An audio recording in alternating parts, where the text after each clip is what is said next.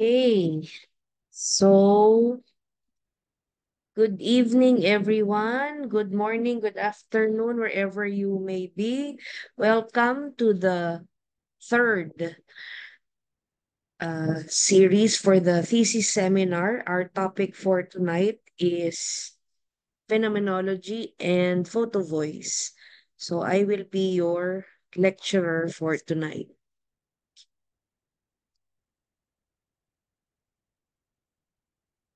So first off, okay, the title is Understanding Lived Experiences, a Guide to Conducting Phenomenological Studies. So, from the title itself, you can already see the word lived experiences. So, automatic, when you see the word lived experiences, you're already dealing with a phenomenological study. Okay. So, what is phenomenology? Okay. So, phenomenology is a philosophical approach that focuses on understanding the subjective experiences of individuals. Okay. Now, it says here, look at this word, subjective. What is subjective? Meaning, it depends from person to person. What may be true for me may not be true for you. What I may be feeling, you may be feeling. So, can I ask you to type in the chat box? How are you tonight on a scale of 1 to 5? What are you feeling in terms of happiness? Okay? So, just put in the chat box what you're feeling. Scale of 1 to 5. Numbers lang tayo. Okay? Oh, 1 to 5. Bakit may 7, 6, 8? Uulit. Okay. Oh, may 10 pa. O, sige. O sige, tanggapin na natin. Baka you're more than happy. Okay. Okay, may two. Okay, merong malungkot dito. Okay. Okay.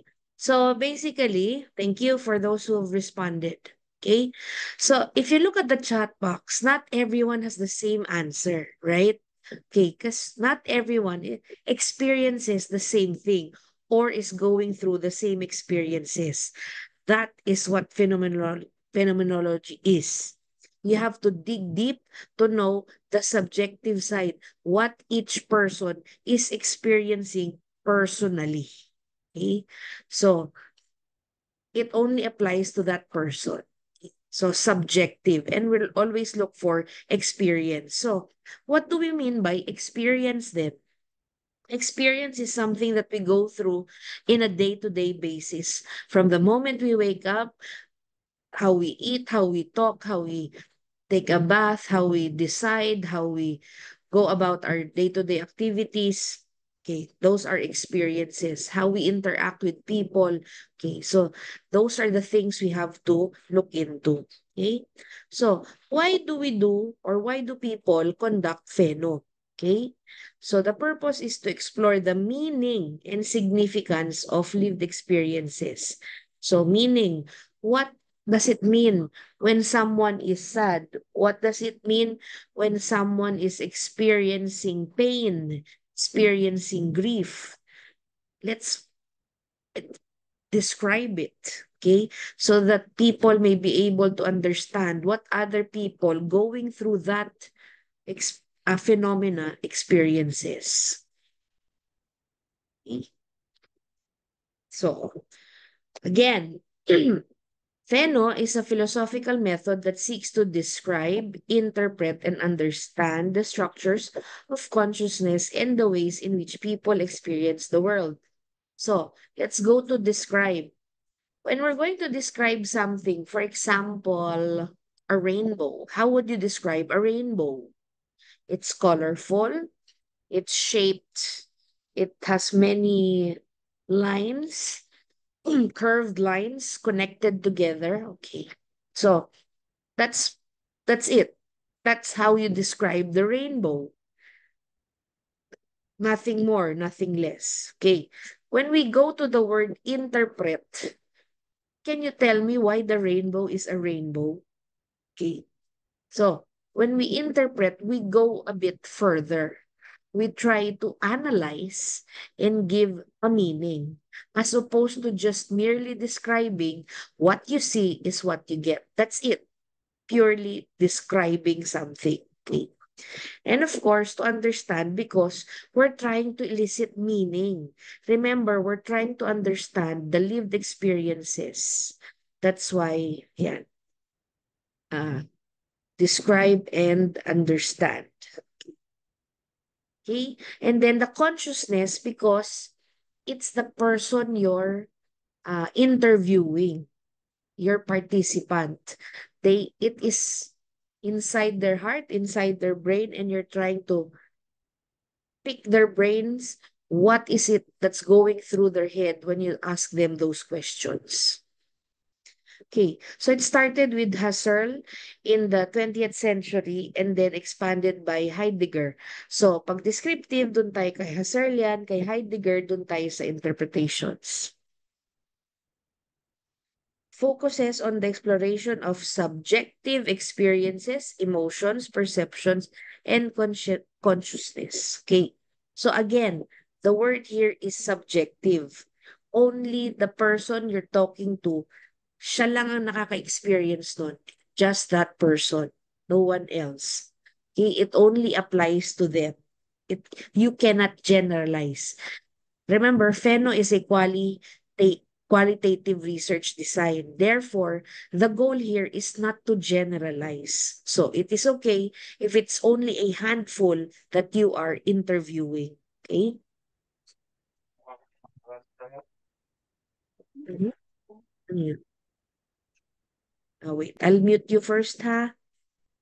Okay.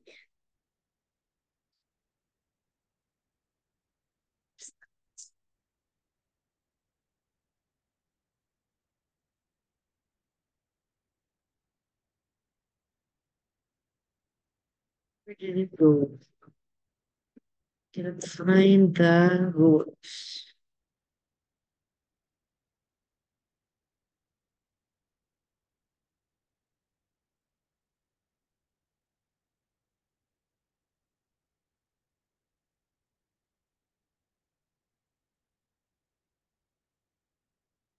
If you have questions, please do so and after the lecture, okay?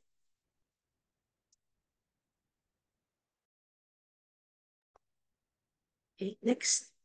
Okay, so now, usually in previous lectures, we just talk about what Feno is. Now, I thought of discussing how to conduct Feno. Okay, so for me, the first step is always bracketing. So, what does bracketing mean? Remember in examinations, the teacher tells you, okay, numbers 1 to 3, put a bracket, meaning group together. So, similarly, when we talk about bracketing, we put aside, put all together all the things we know about a certain topic. We set aside the preconceived notions and judgment. For example,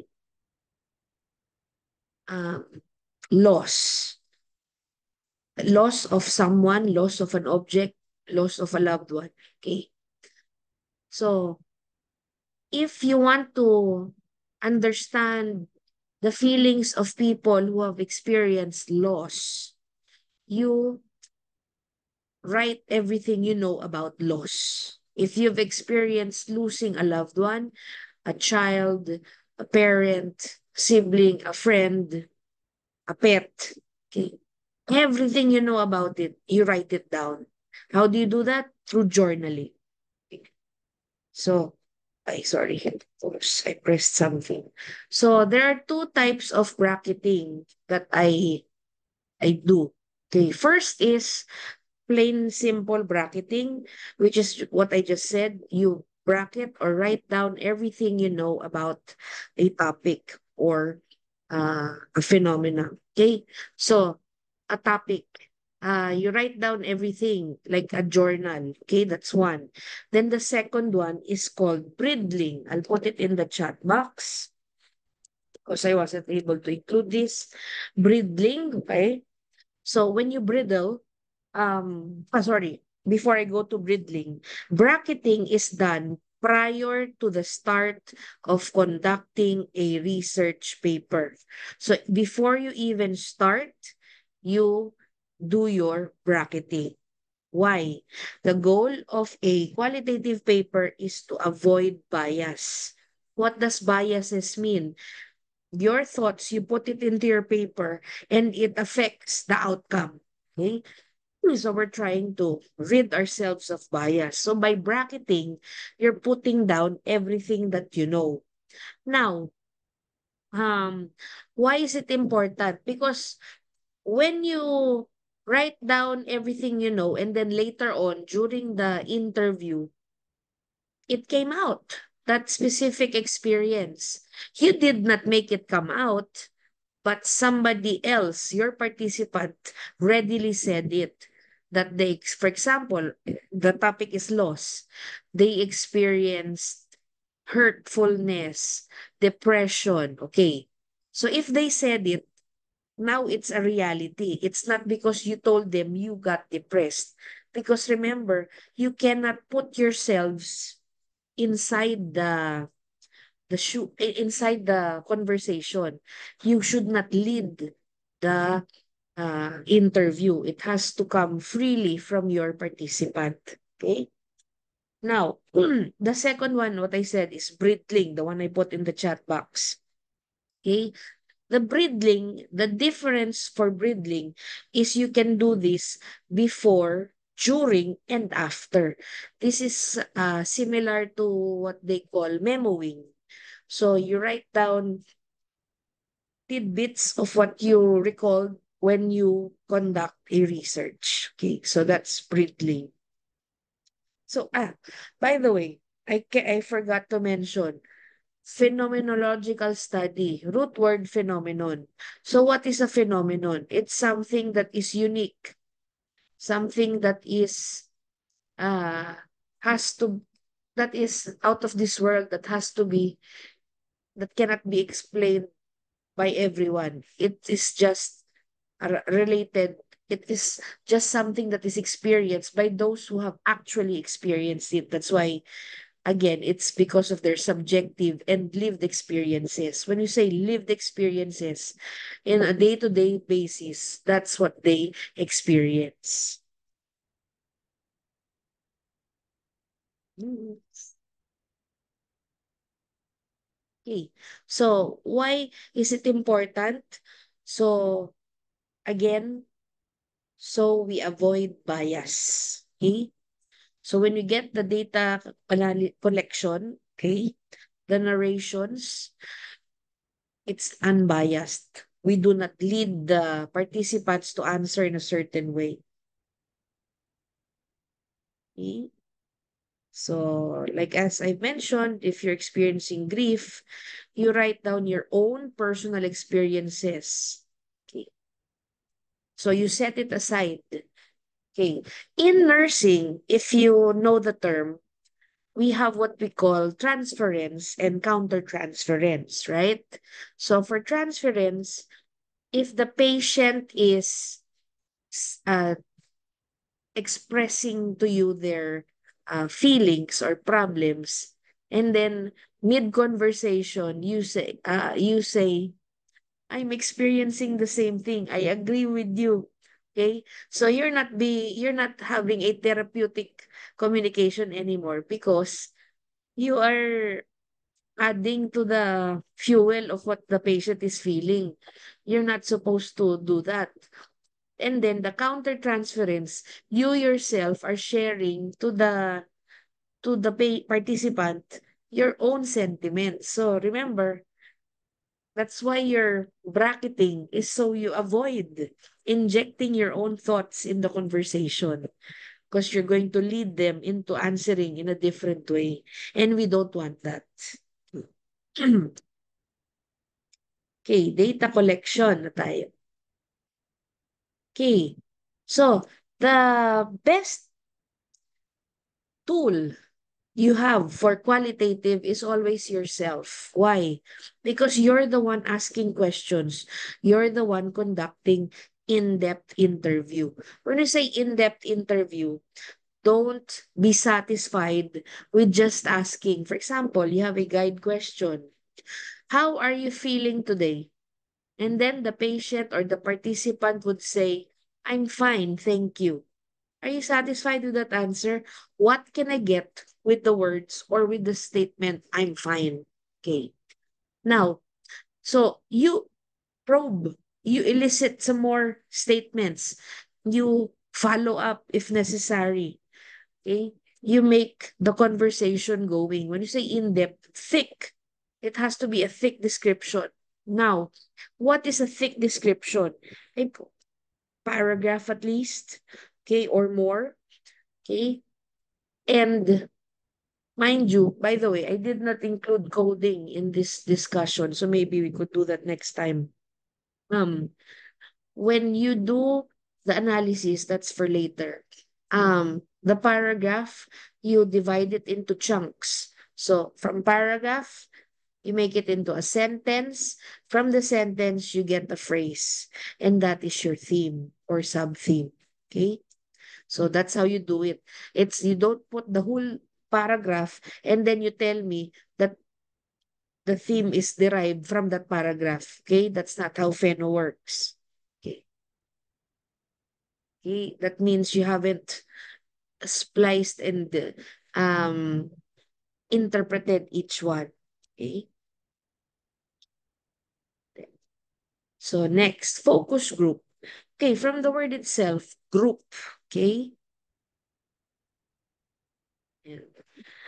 Um, there when we choose our participants, we assign criteria. Okay.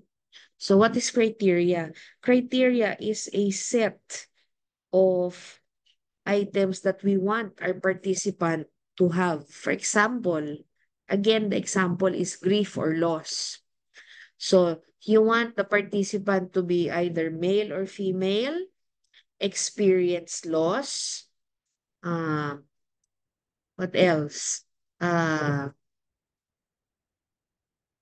uh, a nurse or a teacher or wherever you're working, example. And then if you really can't think of a third criterion, the best and most important is willing to participate. So that's your criteria should be a minimum of three. Okay, for it to work. So back to focus group, those people, the group should meet all those criteria that you set for your participants. So you bring them all together, of course, with their consent. And then, of course, um, I don't know if some of you are teachers, but of course, all of us have gone through studies. We all know that sometimes during a big group, there are those that are those who monopolize the conversation. There are some who are just shy, who just keep quiet and listen and agree or nod. Okay, so your role here, you will serve as facilitator, okay, during the focus group discussion. So you ask a question and then you ask each one to answer. And then, for example, someone's monopolizing and you ask others to join in. Like, for example, do you agree with what participant one mentioned? How about you? What did you experience in your own way? So you make them, and then you of course, this should be recorded, okay? With consent again, okay? And then observations. How does observation come in? Okay, so sometimes we're all nurses, right? Of course, you're studying MAN. So when you interview someone, you have to look at their facial expressions, nonverbal cues. Okay, so earlier the question I asked was, how are you feeling? And then they answered, I'm fine. Okay, so the face does not correlate to what the word she was saying. So therefore, that person is definitely not fine. So And then the mannerisms, for example, um, I'm ex I'm excited. Yeah. They keep clapping their hands, or they keep fiddling with their thumb. Why? What does that mean? It could be they're anxious, they're nervous. If they keep scratching on their hair or their head, maybe they're hiding something. Okay. So all these things have meaning, and that you also have to interpret or analyze. Now, the diaries or journals of the participant you are interviewing, of course, with consent. Why? Who is the author of the diary and the journal? Of course, it's the participant.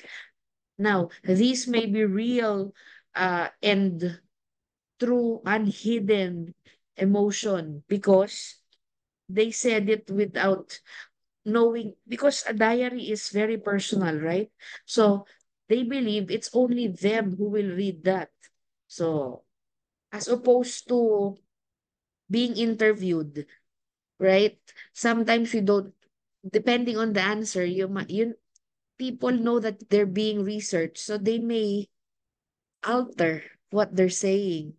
Like for example, in nursing, when we take our when we take as simple as the vital signs, we tell if you're a newbie nurse, you tell your patient, ma'am, I'll be taking your blood pressure. I'll be taking your heart rate. I'll be taking your respiratory rate. From the hearing, once they hear the word respiratory rate, aren't they consciously altering how they breathe in and breathe out? So similarly, sometimes, I'm not saying all the time, but they could alter their answers because of the consciousness of the question. That's why it's important to also check and observe whether what they are saying is congruent with how they are acting. Okay? Of course, we must always use open-ended questions. Don't ask yes or no questions, closed-ended. Do not do that. So open-ended, because we want to elicit responses. And from those responses, if you're not satisfied, follow up. And of course, because they're explaining, it's from their own words. Therefore, it's their experience. Okay. Now, I just want to share this with you. There are a lot of authors for Feno. But for me, there's Kolaichi, Van Manen, Georgie, uh, who else? Husser, Heidegger. But in short, there are a lot. Okay. Now, for me, while I was doing Feno, this is what I wanted. This is for me, my method. So from the verbatim response, okay, the narrations, verbatim as in word for word. You can't cut it. It has to be that you can't you can't paraphrase it. If what was said, that's what you put. Okay. And then you categorize it. Okay, you cluster it. Okay. Now, people usually ask me how you get the themes. Okay. Now, if you've heard of software, they can aid you. But if you've used them, you will find out that software such as NVivo, MaxQDA, and other qualitative software, what they do is they do a word cloud, meaning they just get the gist of everything that's similar, the most said words. Okay. That's why I don't really, aside from it being expensive, I don't really use the software. I like doing it manually because I want to, once I read and read, I check what are similar thoughts, similar feelings expressed, and then that's what I group together. So I categorize them. And then from there, I check what do these things grouped together mean. And that's where your sub-theme comes in, and then your major theme. And then the end is the essence. Okay. Now, here at the Graduate School of Wesleyan, it's been practiced that if it's a master's thesis, we produce an output. But in reality, when you do Pheno, the essence is the output in itself. Meaning, what is the meaning of your paper? That's it. Nothing more, nothing less. However, for academic purposes, that's what people were used to now at the graduate school. So, ideally, the an output is made because of quantity papers. In qualitative research, we really don't really have outputs. The essence is the output. Okay. So, something to think about. Okay. Okay, let's go to data analysis. Okay. So, when you analyze data, now, those, for the two things I've mentioned, na example na software, NVivo and MaxQDA, I like MaxQDA because they have a transcript, how do you say it? Transcript body, a transcriber body, something, but I forgot the name. Anyway, basta they have a body to help you transcribing. So if ever any one of you is a great gamer, di ba in the keyboard you can change the keys, fast forward, rewind, stop, pause, and so it's so easy to transcribe using that. Okay. So anyway, the transcription, you convert the audio or video recordings into text, as in you have to really transcribe everything, your question and then their response. Okay. That's why a real qualitative paper has thick description, because it has to be a detailed narration. Okay. Everything has to be typed down. So that's why I do not believe in those na they submit that thick. Okay. 100 pages. Quali daw yun. Okay. Anyway. Okay. Thematic analysis. So like I've said, what I do, the category, oh, you get the common themes and patterns. That's what the software does. It highlights for you the most common words used or said. And then from there, you group them together. Ah, okay. So that's what they're feeling during the interview and about the question or the phenomena. Okay. Okay. Okay. And then, yeah. So hermeneutics, you interpret again aside different from describing. You have to interpret it in relation to their lived experiences. So if it's, remember, your theme, your title is about grief or loss. Therefore, whatever their answer, you have to relate it to loss or grief. Okay. Now, this, not all the time you would see in journals, you won't see this. But in academic papers, yes, you will. Okay. Remember earlier I told you the essence? Okay. So sometimes in Pheno, we produce this. It's called eidetic symbol. So what is an eidetic symbol? It's an abstract form, okay, or shape that depicts the experience, okay, of the participants. Okay? So, for example, it's abstract, meaning it's not tangible. Okay? You cannot touch it. It's just in your head. And you have to show the people. Can you hear me? Because it's raining loud here. Can just Put in the chat box if you can hear me clearly. Okay. Okay, thank you. Okay. So I'll give you example. Okay. This is a paper I did before. Okay. So the paper was on HIV. Now, here, the ribbon, HIV ribbon, I, so, and then what do you see here? Roller coaster, right? Because where did I get that from?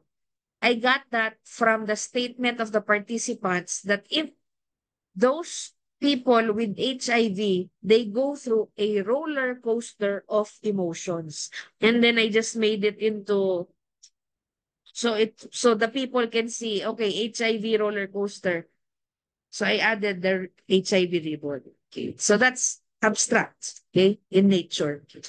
A research I listened to before, they presented something. What they did was a gift box. Okay. So the the box, okay, the box had a meaning, was a theme. The ribbon of the box was a theme. The color of the box was a theme. And then the content of the box was a theme. So, symbolism. Yun yung sa, uh, ito, so, ang title no paper niya was The Gift. Okay, so that's an example of abstract.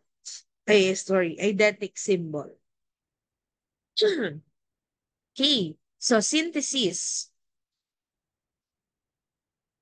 Developing the narrative. Now, once you've grouped together the di ba, you categorize them and then you created themes. Now, you create your storyline. Now's the time to, for example, um, Dabda, Kubler-Ross, Stages of Grief. So, of course, when you say stages, there's stage one and then the last stage. So, similarly, when you make a research, what's the start, what's the end? Because remember, when you're making a research, it's as if you're just telling a story. So that's what you have to, it's, it's not all the time, it's not easy when you're doing it the first time, but in time, through practice, you'll get it. So here, we have to show a coherent story that tells the story of the participants. And then when the readers read it, it's as if they're going through what's happening in the participants' own mind.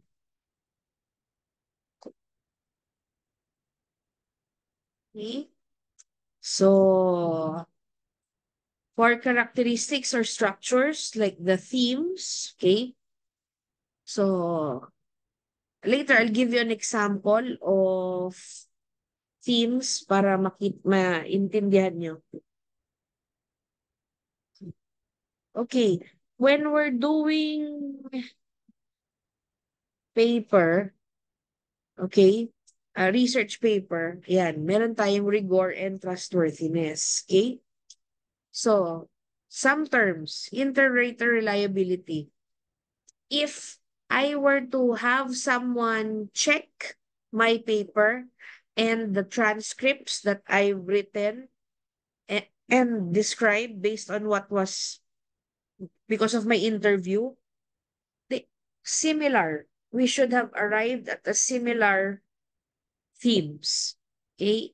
If someone else will write the paper, they will come out with the same themes that I came up with. Okay? Member checking. Okay.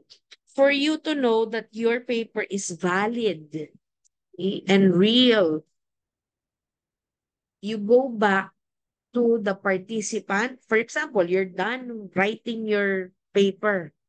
You go back to your participant. Is this what you meant? Is this what you felt? Do you agree with my findings? And if they say yes, so that means your paper, your results are valid. Okay. And again, a thick description because you won't just accept I'm fine, thank you. Okay? Elaborate, elucidate. Okay? Okay, so trustworthiness, there are different authors regarding trustworthiness, but I like Lincoln and Guba. Okay? So they use four. Credibility. Why is it credible? Because I am deriving my study based on the actual verbatim transcriptions. Okay? It's credible because it's based on actual participants. Transferable, meaning kung pwede sa nursing, pwede siya sa psych, pwede siya sa social science. Transferable in any discipline. Hmm. It's dependable. Why? Because when I write my study, I will write down my own process, the step-by-step procedure that I did. So similarly, if someone else will try to replicate my paper following the steps that I narrated, they will be able to come up with the same result. Then last, confirmable because we used member check. Again, what is member check? We go back to the participant and ask them to verify the results. Okay, interpretation and conclusion. Okay, now, ang qualitative study, okay, this is building.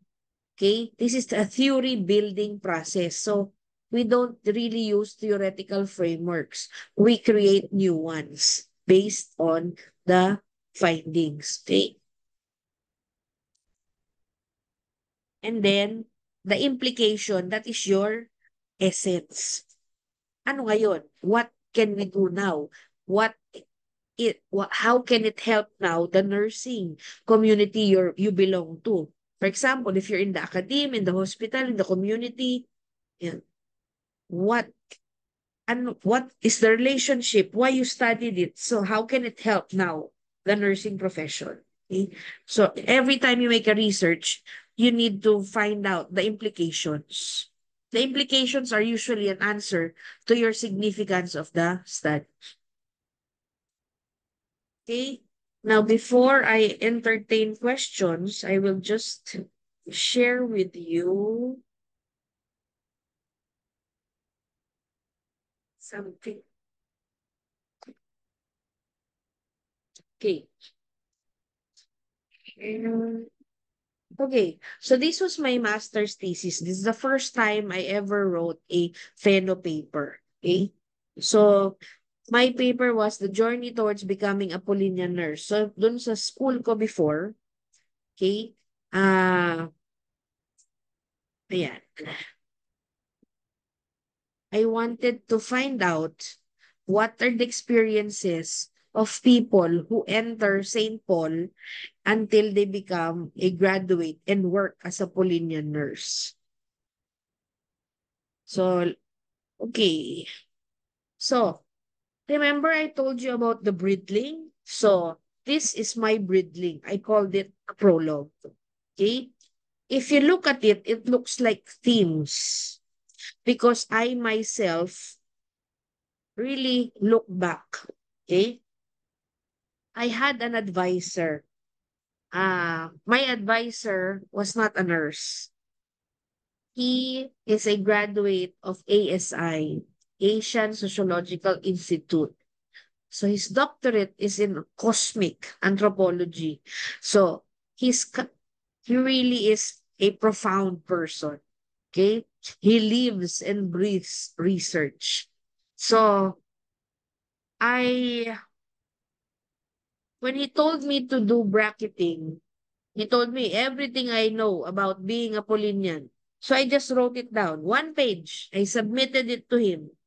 He said, no, do it again. But he didn't tell me what to do. He just said, do it again. So I was thinking, huh, that's all I know. I wrote it back to him after a week, 3 pages. He said, no, do it again. That's it. Nothing else. When I asked him, just do it again. Okay. So that's why I enrolled in 2008 for my master's. I graduated in 2012 because really couldn't I really couldn't do it until I guess I kept going back and forth to him, showing him my bracketing, and he was never satisfied until I said, "What the hell do you want?" Okay? So I was so fed up. And then he said, That, that is what I want. I want to see passion. I want to see you share your passion regarding what you felt when you were studying. So, ayan, that's the output. I was able to, I was able to create a whole chapter. Okay. So I'm telling you, it's not easy. Okay. So anyway, so I had my theme and my own sub themes. Okay. For each one. Okay. And then of course, when you do Feno, okay, this is the only thing. Your objective would only be to explore the lived experiences of blank. To explore the lived experiences. Descriptive ako ha, descriptive Feno. Next. Okay. When you do SOP for Feno, just two things. Okay. Describe the lived experiences and then explore the insights drawn. What do we mean by this? The implications. That's number two. Okay. So, however, again, for academic requirement of the MAN, they usually ask for a project or output or outcome. Okay. Okay. So, sa significance of the study, inverted triangle, most important to least important. Okay. Okay. And then, so I got 10 respondents lang. Okay. Okay. Now, unstructured way. There are different types of interview. Structured, unstructured, and semi-structured. When we say structured, as in 1 to 10, that's it. That's the only thing you can ask. No more, no less. Okay? It's structured that way. Okay? When you say semi-structured, you still have that guide question, but you have the liberty to jump from question 1, 5, and then have follow-ups in between. Now, what is unstructured? In unstructured, you only ask one grand tour question. I will type it in the chat. Grand tour question. And what is that? What are your lived experiences? Period. Question mark pala, sorry. What are your lived experiences? Experiences. That's it. Okay? And then from there, you follow up and follow up and follow up. You don't have guide questions. Okay? Then, okay. The telephone interview, I have to tell you, it has to have an image. Why? Because sometimes you don't know who you're talking to. And again, you need really face to face to be able to observe. The email correspondence, make sure that it's really them. The email correspondence was used for member checking. Okay. Okay, this was the longer version of my process. So from the verbatim response, I reflected on it. I got the theme, major theme, but I noticed that there was still an overlapping umbrella theme. And then I went to member check and then I got the essence. Okay, the trustworthiness. Already discussed this with you. So, look at this. I was able to get the major themes, diachronic, and then synchronic. What do this mean? Okay? So, ito yung major themes. Ito yung aking sub-themes in between all the topics. So, I found out my result was there are phases. So, this is the diachronic. Okay? During dia. Okay? Okay. Phases. So, when you say phases, ayan, from phase 1 to phase 10, from start to end. So, it's step by step. Okay? So, I was able, so similar, ayan, no? Leading to St. Paul, student life, academic, character, excellence, to professional na, giving back. Okay, from start to end. So, diachronic means uh, during. Now, sorry. I narrated this some more. I explained it some more. Then, this is the synchronic. When we say synchronic, while they were going through phases, synchronously, they had still these experiences. So aside from the phases, there were formative influences that I uncovered. So from start to end, these are synchronously happening. Okay? Okay.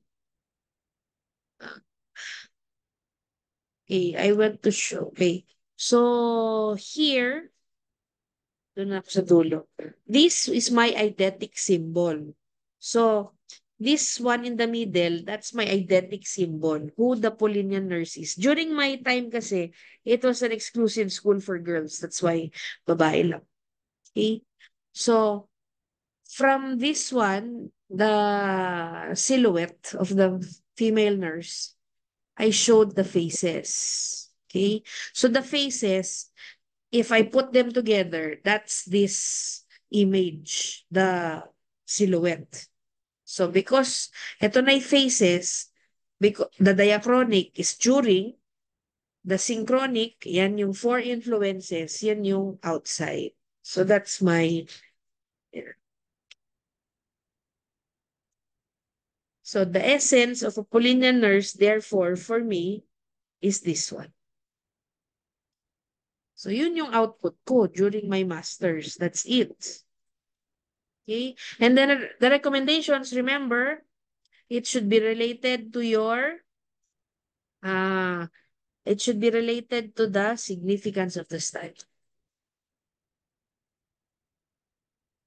Okay? And this is the picture of my member check. Okay? So they validated it. Okay? You also include this in your paper so that the panel can see that, you're able to validate your paper. Okay? Okay. Okay. So, any questions? Okay. Go ahead. Wait lang ha. I'll just open. Okay. Okay, Mr. Mendez, go ahead. Hello po, Doc. Good evening po and good evening Yes. sa lahat. Okay. My question I think may be useful din po sa mga classmate ko. Regarding sa difference ng descriptive at interpretative, Doc, pwede po bang pa-explain more clearer or pa-elaborate pa po ng some examples ng difference ng dalawa?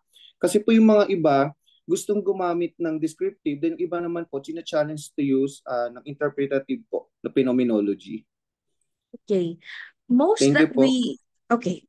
Most papers that we use are descriptive. Okay. When we say descriptive, we're only describing the difference between the descriptive and interpretative. Sa descriptive, it's only the participant. We have no say in it. Kasi sa interpretative, who interprets it? It's the researcher, not the participant. Okay? So an example of an interpretative is a paper I did with my students way back before sa isang, well, it was in the psych area sa Manila, sa Mandaluyong. So if you're familiar with that, okay, I can't mention the name. So we have what we call music and art therapy, right? So sa music and art therapy, what do we do there? We play two songs, right? First is the sad, and then we ask them to draw. Okay, we give them the materials for drawing, the colors, and then the second one, and then we stop, right? And then we play a happy song because that's what we're supposed to do. Otherwise, if you do the happy and then the sad first, you leave the patient sad. Okay, so dapat sad first and then happy. Okay, and then you ask them again to draw, and then yeah, that's an interpretative because there's an interpretation of colors, of lines, of shapes. So, yun ang interpretative. Meron kang say. You are the one adding. You are interpreting what was being said as opposed to just describing. Was that a clear answer, Mr. Mendez? Okay.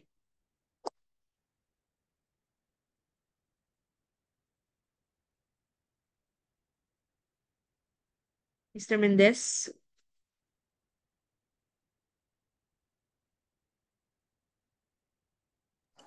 Yes, ma'am. Thank you po. Hindi po ako makapagsalita kanina. Thank you. Okay.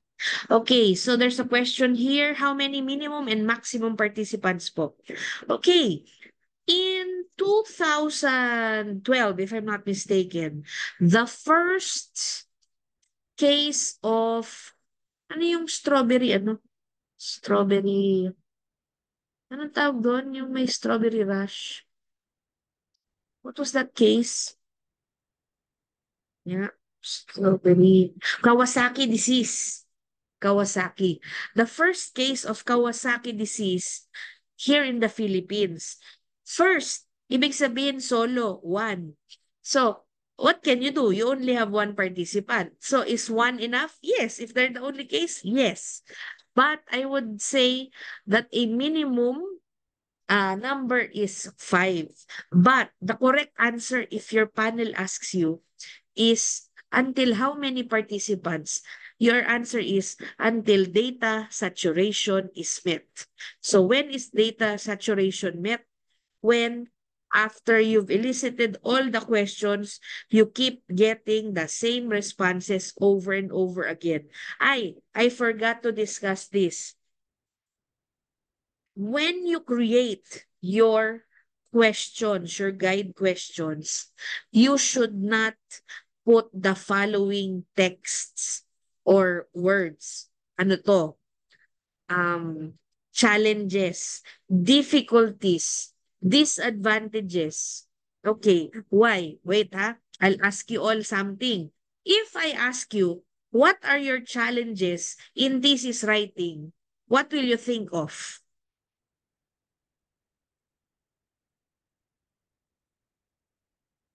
Yes, Mr. Mendez, go ahead. Ma'am, mostly the response of the participants will be negative kasi nagiging one way na lang yung question po ninyo. Very good. Thank you, Mr. Mendez. Exactly, precisely. That's why me, when I'm a panel, and then I look at the guide questions, and then I see, ay,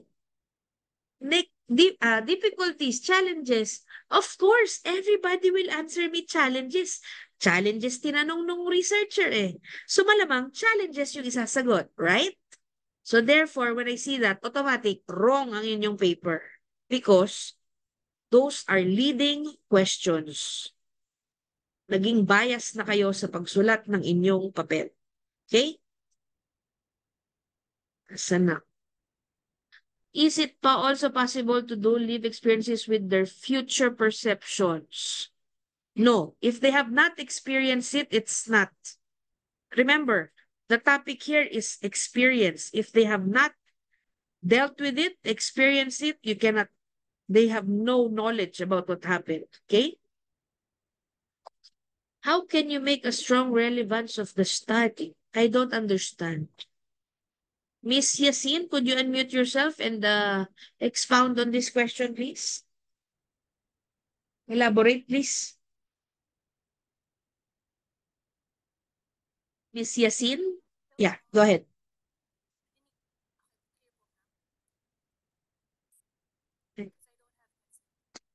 I don't think I can hear you. I don't.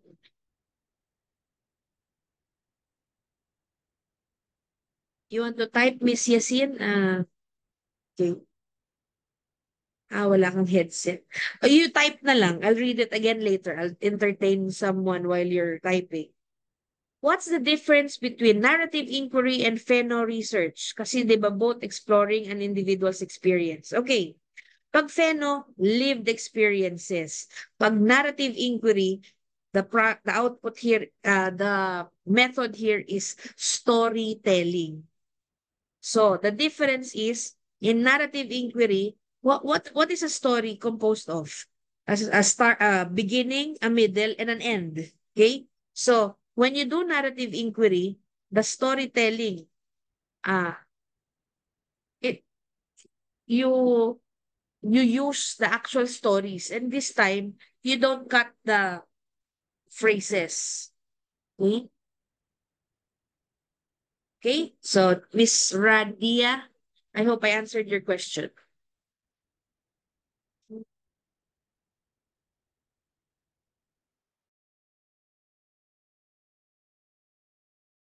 Any more?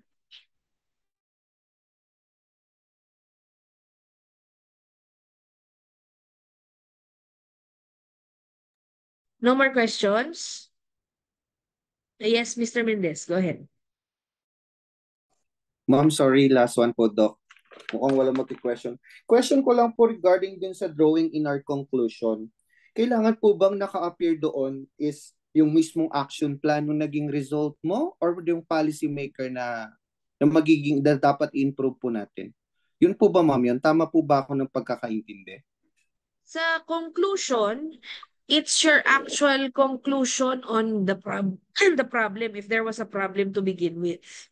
Pero remember, pag Feno, we're just asking what did they experience. We're not really talking about the problem. So the conclusion is, what are their experiences? Okay?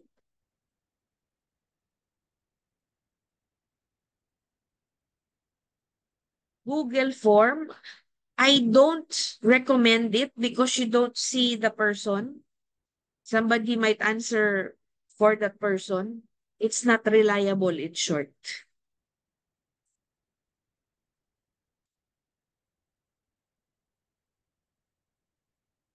Follow-up, Doc. So no interpretation for narrative? No, we don't narrate. We just, we don't interpret. We just narrate. We present the story, the storyline.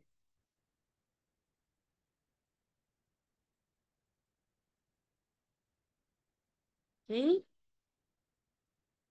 Okay, so I guess wala. Miss Villania, go ahead. Hello, Dean. Good evening po dyan. Dean, ang question ko po is, na-mention niyo po kanina sa ideally, sa phenomenology, walang output. Tama po ba? Correct me if I'm wrong. Walang, the essence is the output. Tama Correct. po ba? But for Master of Arts in Nursing, they are expecting an output. So, paano po ano po yung magiging output? Well, for the output will be something that an output is usually this. It can be a framework, it can be guidelines, it can be, ano tawag doon pag may flow chart, it can be a pamphlet, it can be a teaching guide. So those are outputs. Okay, as simple as that. So you just Not have to think. necessarily naman po pala na big project na No, no, kailangan no. No, no, no. Okay, Doc. Thank you, Dean. Thank you po. Okay.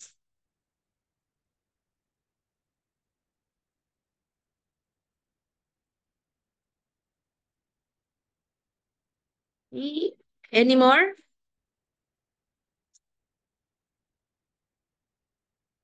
What are your variables, Miss Nicodemus? Anong variables? Prof, because my research title is about the life live experiences of nurses away from their children. So I'm confused how to make questions for nurses or for children. Uh, nurses. Nurses who live away from their children. Yes. Oo, So I will hindi, you focus can my choose. You can choose. Sino ang gusto mong participant? Is it the nurse or the children left behind? the nurse po. Ayan. So sa nurse, no, no, don't be confused. Okay, thank you po, Doc. No problem. Okay? So dito sa Feno, if I will do Feno, okay lang po ang 10 respondents. Yes. But, di ba I told you, thick, as in really thick description. The problem if there's too many, and our problem with academe is the time. Diba? And of course, it's gonna be costly if you're gonna enroll and you haven't finished. Okay? So, 5 is enough. Pag tinanong kayo, call it and bake. Okay? 5 is enough. However, some would require you 6 to 10. That's okay. But 5 is enough. Yes, saturation ng participants. That's the answer. And then when your panel asks you, what is data saturation? Then you answer, kasi po, I've been asking a lot of questions and all of them are answering the same thing. Saturated. All the data is saturated already. Okay?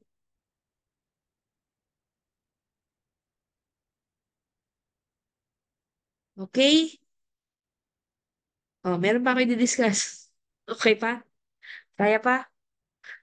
I'll I'll stop this recording and begin a new one. Okay? Are we done with Feno? Okay na? Thumbs up please if okay. Okay. Ala. Okay. I'll stop first.